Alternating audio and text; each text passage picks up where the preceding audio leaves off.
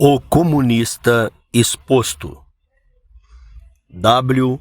Cleon Skousen. Desvendando o comunismo e restaurando a liberdade.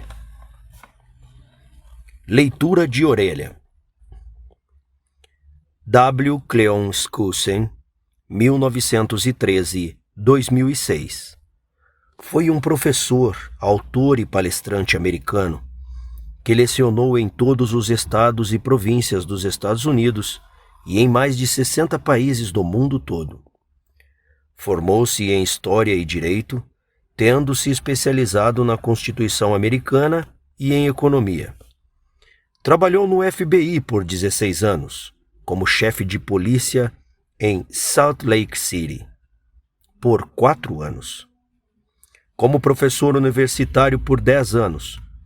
Foi um escritor prolífico que escreveu 3 best-sellers nacionais: The Naked Communist, The Naked Capitalist e The 50,000 Year Leap.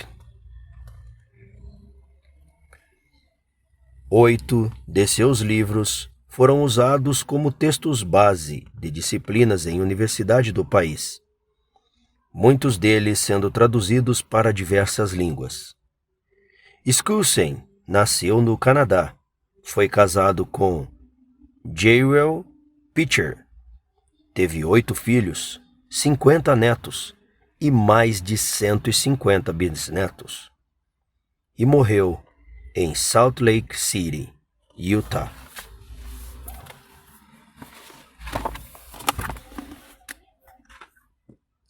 Ninguém mais está qualificado para discutir a ameaça que o comunismo apresenta para a nação.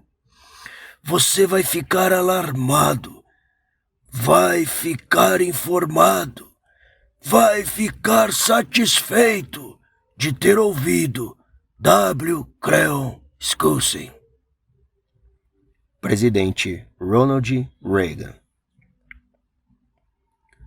Tenho certeza de que seus esforços relacionados com esta questão importante vão receber ampla atenção e consideração. J. Edgar Hoover. O comunista exposto apresenta toda a agenda da esquerda. É incrível como ela foi cumprida tão rapidamente. Dr. Ben Carson. O comunista exposto. E no fim do livro, eu reli. Skousen prevê que logo menos não se encontrará mais a verdade nas escolas, ou nas livrarias, ou em lugar algum, porque não estará mais impressa. Nesse livro ele diz como a história do nosso país seria roubada um dia pelos intelectuais, pelos comunistas e afins. Acho que chegamos a isto. Glenn Beck. Leitura de pós-capa. Em 1958, quando W. Cleon Skousen publicou este livro pela primeira vez, em edição privada e paga do próprio bolso, nada era claro para os americanos quanto aos planos de ação do movimento comunista, mesmo porque não havia estudos organizados e traduções confiáveis dos documentos soviéticos. O livro de Skousen, que foi como que a primeira grande síntese de informação sobre o comunismo publicada nos Estados Unidos, num formato acessível e de leitura fácil, foi literatura de base tanto para a CIA quanto para o FBI, e serviu para conscientizar a nação inteira sobre o assunto. O próprio presidente Ronald Reagan endossou fervorosamente o livro, dizendo do autor que ninguém está mais qualificado para discutir a ameaça que o comunismo representa para a nação do que ele. Nesta edição do 60º aniversário do livro, o texto permanece em sua forma original, contundente, com algumas adições. A mais impressionantes delas é a lista atualizada das 45 metas do movimento comunista. Todas elas, salvo uma, foram atingidas nas últimas décadas.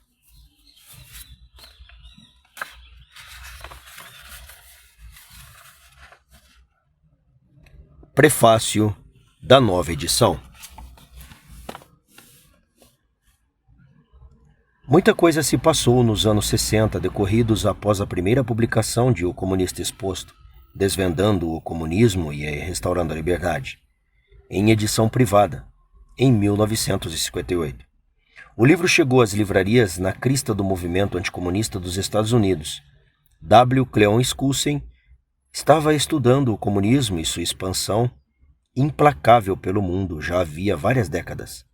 A confusão sobre as metas fundamentais do movimento e sobre as filosofias e teorias que o levaram à popularidade estimularam Skousen a escrever este livro. Foi um sucesso imediato e tornou-se um dos livros mais bem vendidos nos Estados Unidos, figurando nas prateleiras de mais de 1 milhão de lares em todo o país. Atualmente, depois de o comunismo ter causado perda de aproximadamente 150 milhões de vidas, e ora ameaçando reacender a expansão global, o comunista exposto continua tão relevante hoje quanto era há 60 anos. Em julho de 2014, o reconhecido cirurgião e comentarista político Dr. Ben Carson, numa entrevista à Fox News, declarou: "O comunista exposto apresenta toda a agenda da esquerda. Lendo o livro, você vai pensar que foi escrito no ano passado. Ele mostra o que as esquerdas estão tentando fazer com a família americana e como estão tentando destruir nossos valores e nossa moralidade judaico-cristã." O presidente Ronald Reagan havia trabalhado com Skousen nas décadas de 1950 e 60, no combate à expansão das ideias destrutivas do comunismo, e afirmou: "Ninguém mais está qualificado para discutir a ameaça que o comunismo representa a esta nação. Você vai ficar alarmado, vai ficar informado e vai ficar satisfeito por ter ouvido W. Cleon Skousen." Em 1961, Skousen adicionou ao seu livro as 45 metas do comunismo, que mapeavam os passos cujo objetivo era arruinar a cultura nos Estados Unidos. O propósito delas era abolir a Constituição e transformar o país num redil do governo mundial, teorizado por Marx. Em 2017, só uma dessas 45 metas ainda não havia sido atingida.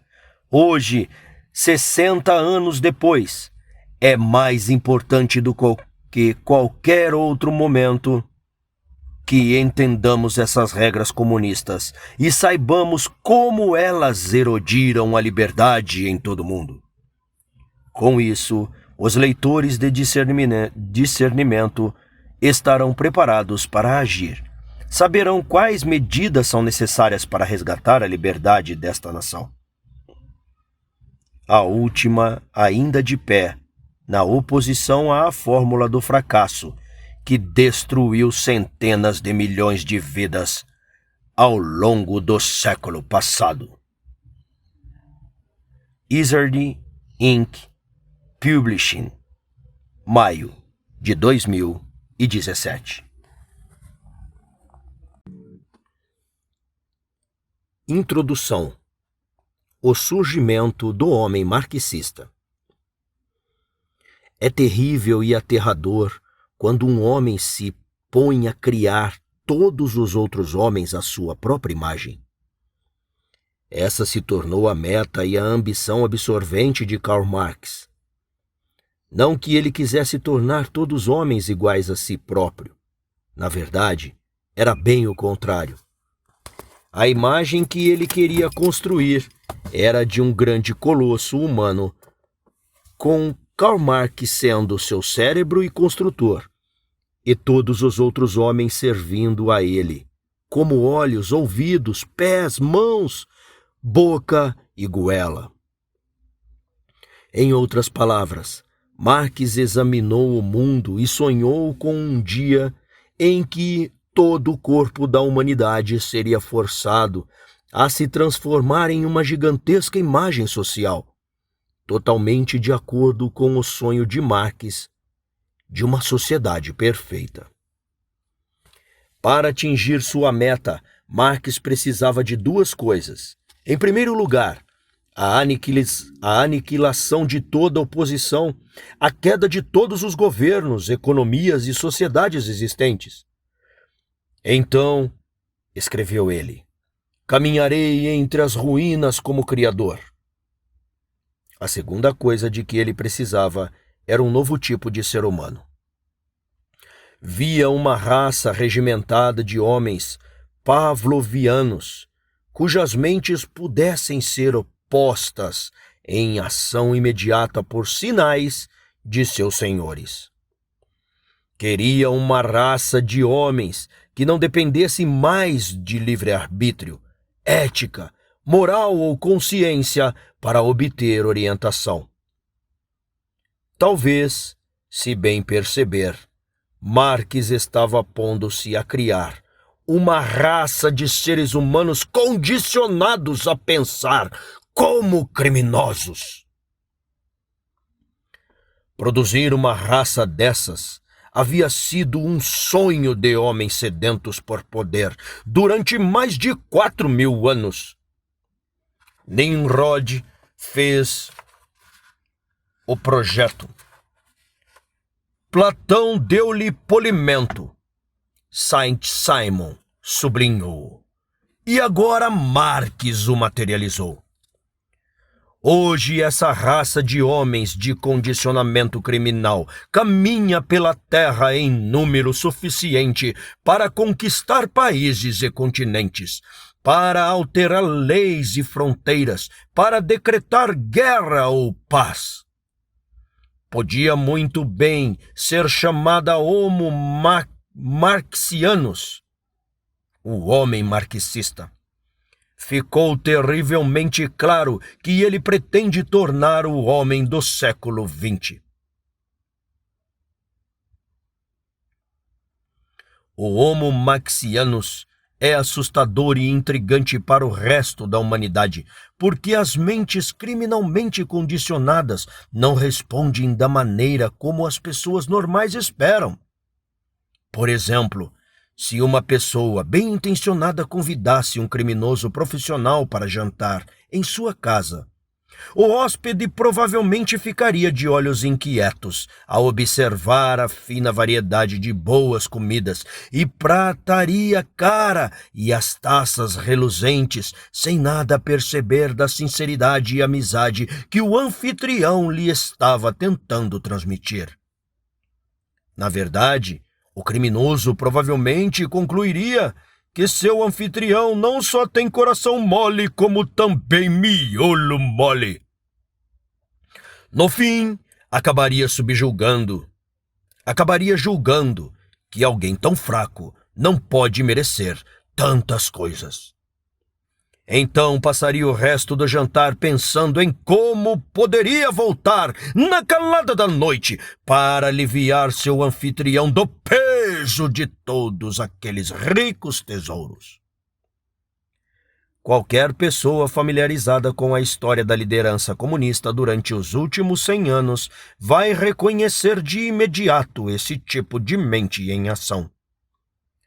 O abuso flagrante na amizade e generosidade dos Estados Unidos durante a Segunda Guerra Mundial é um caso típico. O Homo Marxianus causa perplexidade a todos aqueles que procuram trabalhar com ele, pois parece irracional e, portanto, imprevisível. Na realidade, entretanto, o homem marxista reduziu sua filosofia ao menor dominador comum de valores tirados completamente crus da natureza. Vive exclusivamente da lei da selva da sobrevivência egoísta. Em termos desses valores, é quase tão racional a ponto de ter precisão matemática. Na calma ou na crise, suas respostas são uniformemente elementares e, portanto, altamente previsíveis. Como o homem marxiano se considera feito inteiramente da poeira da terra, não finge ter qualquer outro papel. Nega a si próprio a possibilidade de possuir uma alma e repudia sua potência de imortalidade. Crê que não há criador nem propósito ou razão em sua existência, salvo a acumulação incidental de forças acidentais da natureza. Carecendo de moral, aborda todos os problemas de modo direto e descomplicado. A autopreservação é dada como justificativa única de seu próprio comportamento, e motivos egoístas ou cretinice são suas únicas explicações para o comportamento dos outros. Com o homem marxianos, a assinatura de 53 tratados e a subsequente violação de 51 deles não constituem hipocrisia, mas estratégia. A subordinação da mente de outros homens ao obscurecimento da verdade não é falsidade, mas uma ferramenta essencial do governo. O homem marxista convenceu-se de que nada é mal, desde que atenda ao chamado da conveniência. Libertou-se de todas as restrições de honra e da ética que o confinavam e que a humanidade havia tentado usar como base para a harmonia nas relações humanas. A história está demonstrando que, em razão de seu condicionamento mental, o Homo marxianus seja talvez o mais inseguro de todos os homens no que tange a seus sentimentos. Como crê ele próprio ser um fenômeno acidental em um universo sem propósito, tem um apetite insaciável de trazer todas as coisas para seu total domínio. Admite que, enquanto não saciar seu apetite, não poderá sentir-se seguro. Não só tem de conquistar a raça humana, como também atribuiu a si próprio a tarefa de conquistar a matéria, o espaço e todas as forças da realidade cósmica, de modo a gerar ordem a partir do caos natural. Tem de fazer isso, diz ele, porque o homem é a única criatura existente que possui a capacidade acidental, embora afortunadíssima, do pensamento inteligente e criativo. Crê que, como o homem marxianos é o mais avançado tipo de homem, tem de aceitar as responsabilidades de um ser supremo. É perfeitamente sincero ao declarar que, como Homo marxianos, se propõe a ser governador final e Deus na Terra, e depois o próprio universo.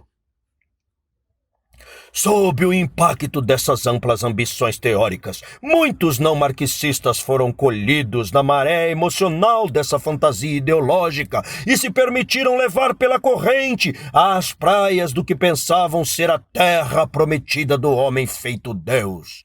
Entretanto, nos últimos anos, um número cada vez maior desses peregrinos arriscou sua vida para retornar à realidade. Todos eles retornam com a mesma história. Notaram que o homem marxiano se comporta exatamente como a criatura formada pela selva que ele acredita ser. Vê a todos com tenebrosa suspeita e reage a cada problema como se sua própria existência estivesse em jogo.